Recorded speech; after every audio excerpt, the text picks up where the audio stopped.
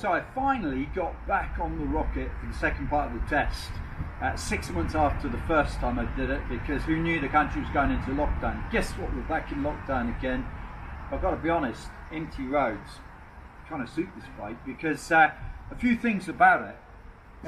Although the weather's nicer than when I first tested it, one or two things haven't changed. It's brutal. What I thought the first time I rode the bike stands. It is absolutely linear in terms of the way it gathers speed. In fact, I don't know why you'd want an electric motorcycle when you could have a Rocket, because leave this in sec, wind the throttle open, and it's like taking off an aircraft carrier. What's amazing about this bike is it doesn't, when you're riding it, feel nearly as big as you know it is. Like 2.5 litres of motorcycle, that's got the same size engine as my classic motorhome. It's massive, but actually, do you know what? It's a proper motorcycle. Handles well, beautiful gear change, good riding position. If you own one, you're going to want some sort of a bikini fairing, because when you wind that twist grip back, it tries to peel you back off the bike. It's lucky there's a hump in the seat here, otherwise I'd have disappeared off on the A45 on the way here. Back at Classic Performance Engineering, and in a way, I feel like this is the natural home for the bike. If I could, I'd sneak out onto the test track and see what she's worth in terms of lap times, because sure, this ain't supposed to be a sports bike. It's not really a touring bike either. It's definitely a posing bike. Everybody looks at it everywhere you go. I mean, look at that rear rubber. Yeah, I've got more rear tyre on here than our racing Bentley has.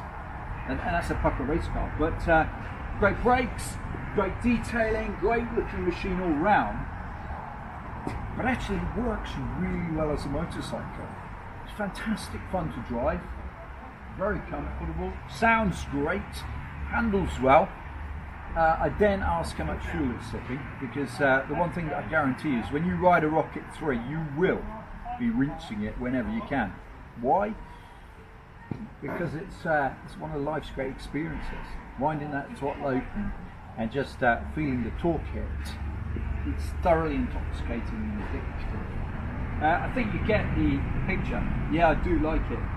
Is it expensive? Yes, but I don't think any Triumph has ever been better detailed than this one. And it may well be this is a real sign of where Triumph are going as a brand going forward, because I'll tell you what this reminds me of when I first rode a Ducati Diavol all those years ago. It's kind of a bike that appeals to people who are not hardcore bikers, and that's rare in the world of motorcycling. So I'm going to stick a camera on my helmet for the ride back. But it's great to have a chance to be reacquainted with the bike on a day when it's not white as whatever it was last time I rode it, and the tyres are working. It's fun, it's fast, it's swift, and it's a quantum leap forward compared to the original Rocket 3, which I wasn't really enamoured with. I know the owners like it, so they'll forgive me. And there's actually a danger that a Rocket 3 owner might not like everything about this bike, because it's, I don't know how to explain this, but it's a